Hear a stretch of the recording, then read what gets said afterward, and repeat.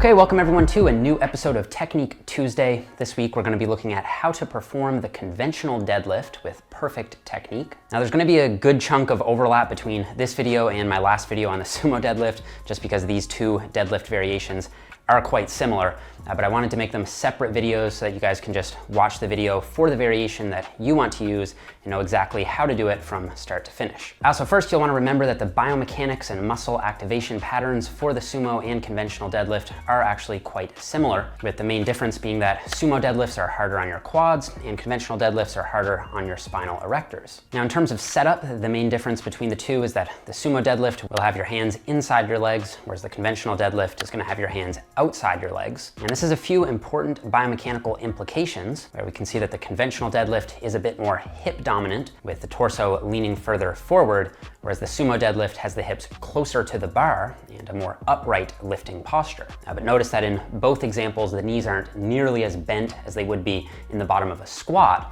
So I think it's wrong to think of the Sumo deadlift as more of a squat style deadlift, because regardless of what stance you take, the deadlift is a more hip dominant movement. And in my coaching experience, I would say that on average, shorter, lighter guys tend to be a bit stronger with Sumo, and taller, heavier guys tend to be a bit better with conventional. But the only way to figure out which variation is better for you is to give both a solid shot, learn the form over time, and give one a good, honest effort for one training cycle, and come to your own conclusion.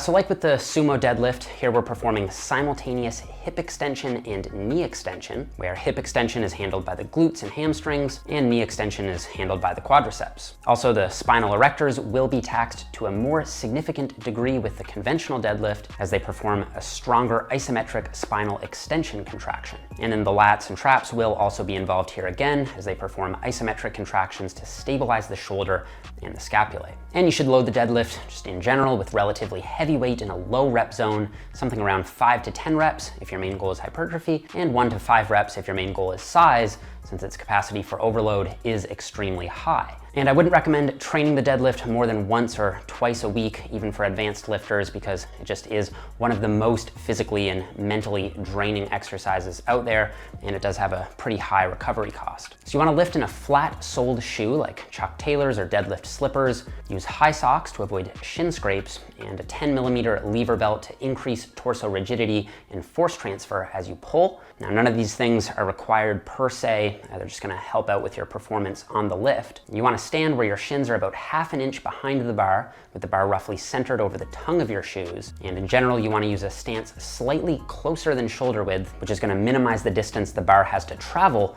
and prevent your hands from moving out too wide just to stay outside your shins. And unlike the Sumo deadlift, there's no need to flare your toes out.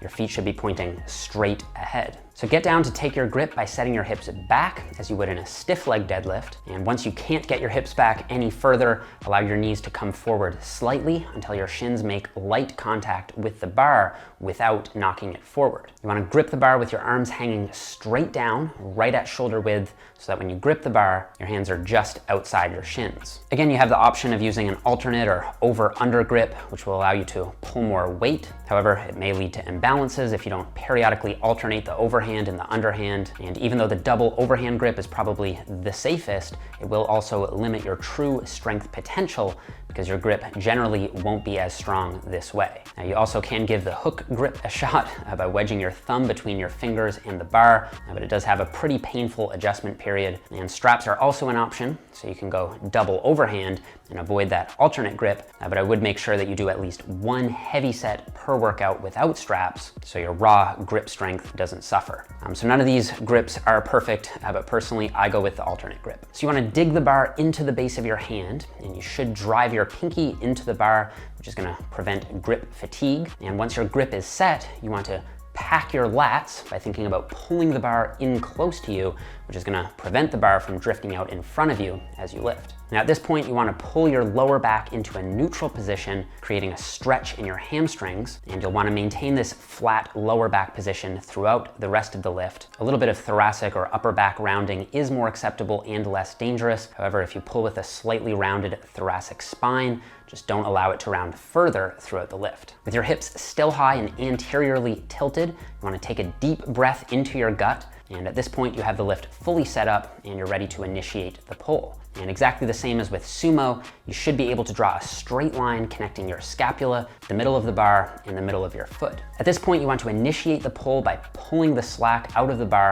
so it slightly bends under your grip just before the plates actually leave the floor. You don't want to grip and rip the bar where you just immediately yank it up, because you'll come up solid against the weight of the plates before they leave the ground, which can deplete energy and throw you out of position. As one quick aside here, I would say that in powerlifting circles, it's pretty common knowledge that the Sumo pull tends to be slower off the ground, while the conventional pull tends to be fast off the ground, but tougher at lockout. So for this reason, coaches will often encourage lifters to be patient off the floor with Sumo, as it can take longer for the plates to actually get moving, but you can be more explosive off the ground with conventional, since you want to take advantage of that sort of rubber band effect off the floor and then carry that momentum off the ground all the way up to lockout. So as soon as you've pulled the slack out of the bar, explode up with the weight, leading with your chest up.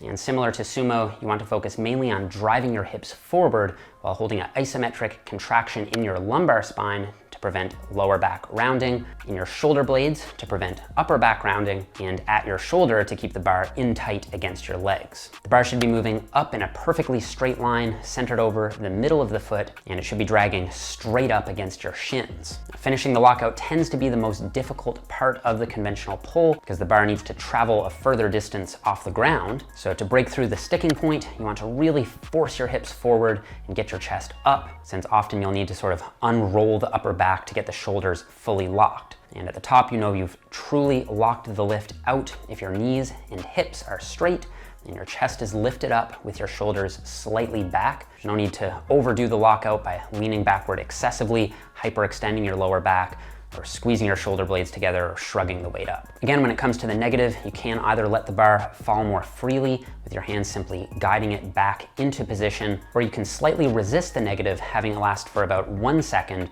which is gonna ensure that the plates land in the right spot as the bar tracks back down against your legs. And you wanna make sure you set your hips back first. Then as the bar is clearing the knees, let the knees bend and drop the bar straight down as it moves against your shins.